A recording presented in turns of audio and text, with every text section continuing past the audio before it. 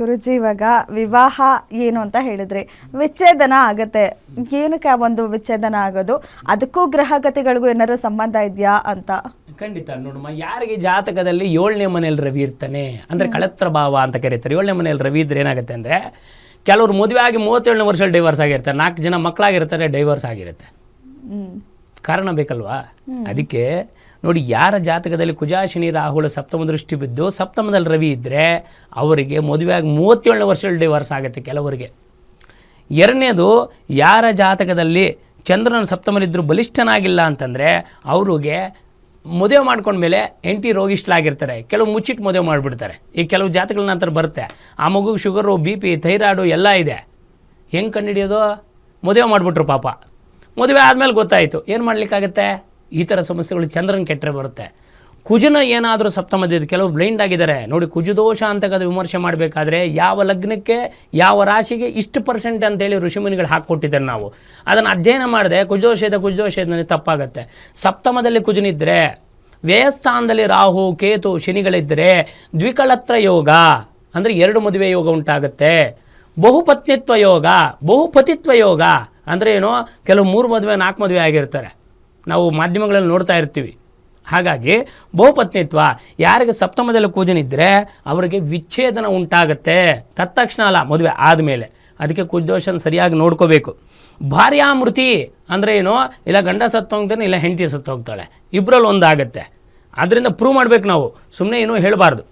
ಎರಡನೇದಾಗಿ, ಯಾರಿಗೆ 7ನೇ ಮನೆಯಲ್ಲಿ ಶನಿ ಇದ್ದರೆ ವೃದ್ಧಾಂಗನಾವಲ್ಲಭ ಅಂತ ಭೃಗುಸೂತ್ರದಲ್ಲೇ ಇರುತ್ತೆ. ಕೆಲವರು ನಾನು ಸೆಟ್ಲ್ ಆಗಬೇಕು, ನನ್ನ ಜಾಬ್ ಚೆನ್ನಾಗಾಗಬೇಕು, ನನ್ನ ಸ್ಯಾಲ್ರಿ ಚೆನ್ನಾಗಿ ಬರಬೇಕು, ನಾನು ಕಾರ್ ತೊಗೋಬೇಕು, ಮನೆ ಕಟ್ಟಬೇಕು, ಆಮೇಲೆ ನಾನು ಮದುವೆ ಆಗ್ತೀನಿ. ತಂದೆ ತಾಯಿಗಳು ಹಿಂಸೆ ಪಡ್ತಿರ್ತಾರೆ, ಅಯ್ಯೋ 30 ಆಗೋಯ್ತಾ, 35 ಆಗೋಯ್ತು, ಮದುವೆ ಆಗಲಿಲ್ವೇ ಅಂತ ಹಿಂಸೆ ಪಡ್ತಾ ಇರ್ತಾರೆ.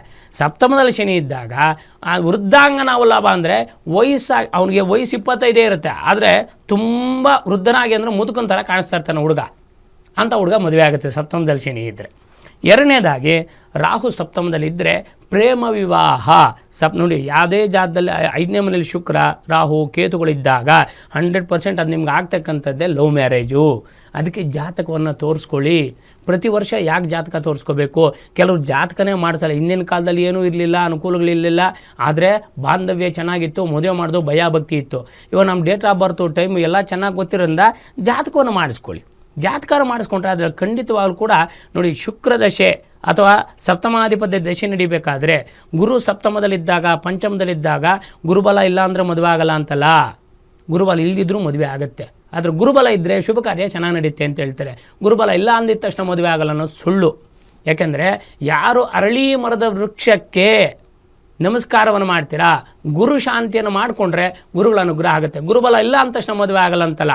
ಗುರು ಶಾಂತಿಯನ್ನು ಅಥವಾ ಇರ್ತಕ್ಕಂಥ ಅರಳಿ ಮರಕ್ಕೆ ನೀವು ಶನಿವಾರ ದಿನ ಪ್ರದಕ್ಷಿಣೆ ಮಾಡಬಾರ್ದು. ಅರಳಿ ಮರಕ್ಕೆ ಭಾನುವಾರ ದಿನ ಅರಳಿ ಮರಕ್ಕೆ ಪ್ರದಕ್ಷಿಣೆಯನ್ನು ಮಾಡ್ಬೋದು. ಹಾಗೆ ಕೇತು ಸಪ್ತಮದಲ್ಲಿದ್ದಾಗ ನೋಡಿ, ಹುಡುಗ ತುಂಬ ಚೆನ್ನಾಗಿದ್ದಾನೆ, ಒಳ್ಳೆ ಕಾರು, ಒಳ್ಳೆ ಒಡವೆ, ಒಳ್ಳೆ ಮನೆ ಇದೆ ಅಂತೇಳಿ ತುಂಬ ಬೆಳ್ಳಗೆ ಕಾಣಿಸ್ತಾ ಇದ್ದಾನೆ ಅಂತೇಳಿ ಮದುವೆ ಮಾಡಿದ್ರೆ ಅವಮಾನ ರಚಿತಂ ಕುತ್ಸಿತ ಪರಂಪರಾನಂ, ಬ್ಯಾಕ್ಗ್ರೌಂಡ್ ಸರಿ ಇರಲ್ಲ. ಕೆಲವರು ಪಾಪ ಹೆಣ್ಮಕ್ಳು ನಮಗೆ ಬಂದಾಗ ಗಂಡು ಮಕ್ಕಳು ಹೇಳ್ತಾರೆ ಮನೆಯಲ್ಲಿ ಅತ್ತೆ ಕಾಟ, ಕೆಲವ್ರದಂತೂ ಹಿಂಸೆ, ತಾಯಿನೂ ಬಿಟ್ಕೊಡೋಕ್ಕಾಗಲ್ಲ, ಹೆಂಡತಿನೂ ಬಿಟ್ಕೊಡೋಕ್ಕಾಗಲ್ಲ, ಹುಡುಗ ಹಿಂಸೆ ನರಕ ಅನುಭವಿಸ್ತಾ ಇರ್ತಾರೆ. ದಯವಿಟ್ಟು ನಾನೊಂದು ರಿಕ್ವೆಸ್ಟ್ ಮಾಡ್ತಕ್ಕಂಥದ್ದು ಇಷ್ಟೇ, ಮನುಷ್ಯನ ಜೀವನ ತುಂಬ ಚಿಕ್ಕದು, ದಯವಿಟ್ಟು ಅರ್ಥ ಮಾಡ್ಕೊಳ್ಳಿ. ಯಾಕೆಂದರೆ ಇನ್ನೊಬ್ಬರು ಮನಸ್ಸನ್ನು ನೋಯಿಸೋದು ತುಂಬ ಸುಲಭ, ಆದರೆ ಅದರಿಂದ ತುಂಬ ಕಷ್ಟಪಡಬೇಕಾಗುತ್ತೆ. ನಿಮ್ಮ ಕುಟುಂಬ, ಅತ್ತೆ ಮಾವ, ತಂದೆ ತಾಯಿಗಳನ್ನ ಹೆಂಗೆ ನೋಡ್ಕೊತೀರೋ ಅತ್ತೆ ಮಾವನು ಹಂಗೆ ನೋಡ್ಕೊಳ್ಳಿ. ಹಾಗೆಯೇ ಅತ್ತೆ ಮಾವಂದರು ಕೂಡ ಬಂದಿರತಕ್ಕಂಥ ಸೊಸೆನ ಪ್ರೀತಿ ವಿಶ್ವಾಸದಲ್ಲಿ ಇಟ್ಕೊಳ್ಳಿ. ಈಚೆ ಕಡೆಯವ್ರು ಯಾರೂ ಆಗಲ್ಲ, ಮನೇಲಿರ್ತಕ್ಕಂಥ ಸೊಸೆನೇ ಆಗೋದು. ಹಾಗೆಯೇ ಹೆಣ್ಣುಮಕ್ಕಳು ಅರ್ಥ ಮಾಡ್ಕೋಬೇಕು, ನಮ್ಮ ತಂದೆ ತಾಯಿ ಹೇಗೋ ನಮ್ಮ ಅತ್ತೆ ಮಾವನು ಹಾಗೆ ಅಂತ ಅರ್ಥ ಮಾಡ್ಕೋಬೇಕು. ಇಲ್ಲಾಂದರೆ ಜೀವನ ತುಂಬ ಚಿಕ್ಕದು ಆಯುಸ್ಸು. ಆದ್ದರಿಂದ ಇರೋ ಆಯುಸ್ಸಲ್ಲಿ ಸಂತೋಷವಾಗಿ ನಗನಗುತ್ತಾ ಬಾಳಿ, ಒಳ್ಳೆಯ ಮಕ್ಕಳಾಗಲಿ, ಒಳ್ಳೆಯ ಸಂಸಾರ ಆಗಲಿ ಅಂತ ಹೇಳ್ತಕ್ಕಂಥದ್ದು. ಹಾಗಾಗಿ ಸಪ್ತಮದಲ್ಲಿ ಯಾರ ಜಾತಕದಲ್ಲಿ ಕೇತು ಇದ್ದರೆ, ಜನ್ಮದಲ್ಲಿ ರಾಹು ಇದ್ದರೆ ಎಂಗೇಜ್ಮೆಂಟ್ ಆಗುತ್ತೆ, ಮದುವೆನೇನು ಹತ್ತಿರ ಇದೆ ಅಂದಾಗ ಯಾವುದೋ ಒಂದು ರೂಪಕ್ಕೆ ಕ್ಯಾನ್ಸಲ್ ಆಗುತ್ತೆ. ಅದು ಕಾಳ ಸರ್ಪದೋಷ ಅಂತ ಹೇಳ್ತಾರೆ.